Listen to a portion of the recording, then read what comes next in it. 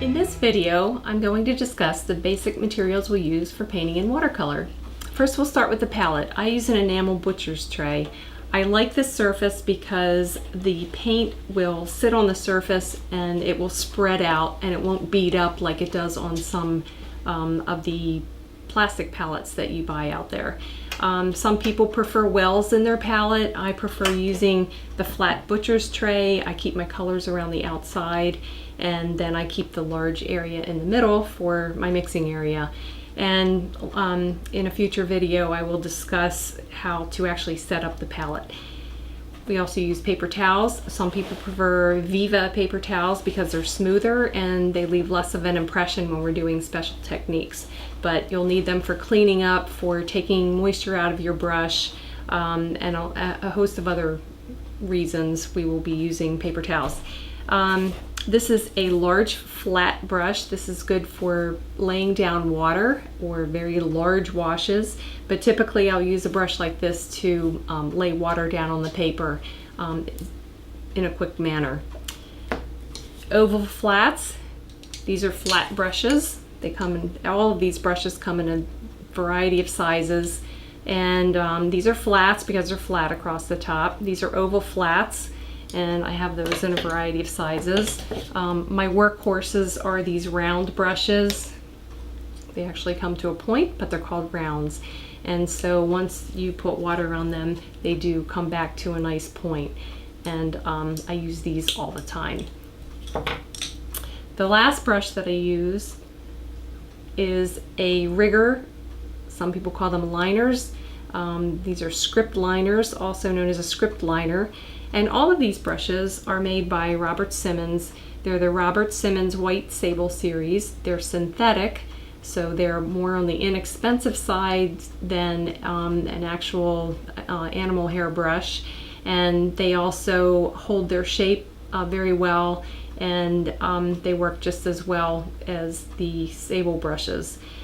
You'll also need a pencil for drawing and a couple of erasers. I use two different types of erasers. The kneaded erasers or gum erasers are nice because they don't leave any residue behind like a normal white eraser would. I don't use a colored eraser on the watercolor paper because it can leave a red streak behind. So I would use this more for doing drawings elsewhere and then transferring them onto the watercolor paper. So I would advise having two different types of erasers, and again I'll explain the use of those later on.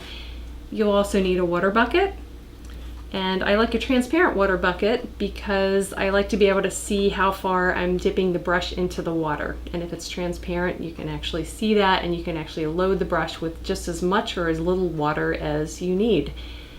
We will also use masking tape. I use regular masking tape because it's basically colorless. You can use white or just this beige tape. You don't need anything fancy. I get this from the hardware store. It's very inexpensive. If you are using the colored tape like painter's masking tape that comes in this bright obnoxious blue or green, that can be very distracting when you're painting a watercolor. So I really stick with either white or beige paint. This is masking fluid. I use the Peebo variety because it's gray and you can actually see it working. You can see it go down on the paper as you're painting. And this is a rubber cement pickup which actually picks up the masking fluid after it's dry, after you're finished working with it in your painting. These, I will also give a in-depth explanation on how to use masking fluid and what it's used for later on. But this is something that I use all the time. These are two different types of spray bottles. This is a misting spray bottle. So you can see it just sends a nice fine mist out. I'll use that to keep my paints damp and movable on my palette. And then this is more like a regular Windex bottle where it sprays droplets. And that I use for a variety of techniques, which will be explained later. Hair dryer.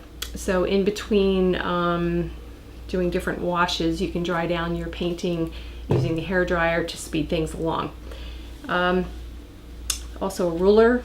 I have a variety of paints here from different manufacturers.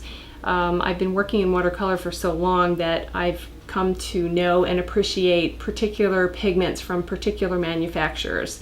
So they are my go-to colors, my go-to manufacturers and pigments, so I always know what to expect from them. You can have a particular color from one manufacturer, and if you buy the same color name from a different manufacturer, you can have a completely different color. So it's good to get to know your paints and stick with a particular manufacturer, just like I do my brushes. The nice thing about these brushes is I know what to expect from them. If I have a round that's a number 4 from one manufacturer, and then I go to another manufacturer and I have a number 12, they are going to behave very differently. So that's why I use this whole range from the Robert Simmons series, because I know what to expect from them. Paper. I work on Arches paper. It's a very wonderful sheet that is very high quality, and I work on cold press. There are 3 different types of watercolor paper. There's hot press, which is smooth. There's cold press, which has a little bit of a tooth to it, and there is a rough version of it too, which is rougher.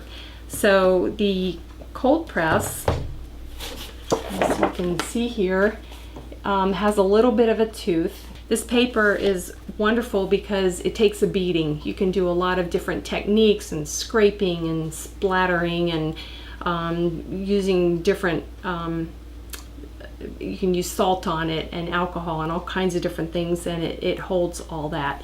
It's very important that you work on good paper. If you are practicing on inexpensive paper, you won't have the same results.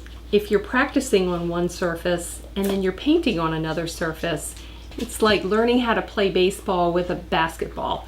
They're just 2 different, completely different things. And so you always want to practice on the good paper. It's always a good idea to sacrifice a piece of this paper so that you can learn to work on the same surface. This particular paper that I'm using is on a watercolor block, and when you buy it, it's all wrapped up in plastic like this, and I'm going to describe how you open this up and use it. So you want to peel off the plastic.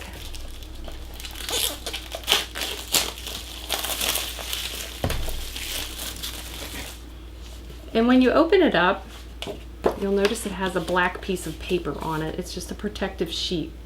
You'll also notice that there's a little white opening here, and the other 4 sides, the rest of it, is covered with this black gum. It's like a peel-off pad of paper. And so what you want to do is take a palette knife or a dull table knife, and you want to slip this into the pad underneath that black sheet of paper, pulling out, keeping the knife flat because you don't want to damage the surface of the paper. You'll peel that protective sheet off. Now you're ready to use the paper. Why do I keep it on this block? The purpose of the block is to keep the paper flat. Anyone who's seen paper get wet, you know that it buckles, and you don't want buckling paper when you're trying to paint on it, because water will flow into the valleys and off the hills. So what this does is it keeps the paper flat. It will buckle some, but not as much as just a regular sheet of paper that's not gummed or taped down on the edges. There are other ways of preparing paper. I also use Arches in sheet form, 140 pound and 300 pound. There are different weights of paper. This is actually 140 pound paper. It's a nice heavy paper. And then I also work on 300 pound when I'm working on a large sheet and I don't want to stretch the paper. So this is basically already stretched. Stretching is a whole other thing that I can describe in another video. So that's an overview of the materials that I use for most of my watercolor painting.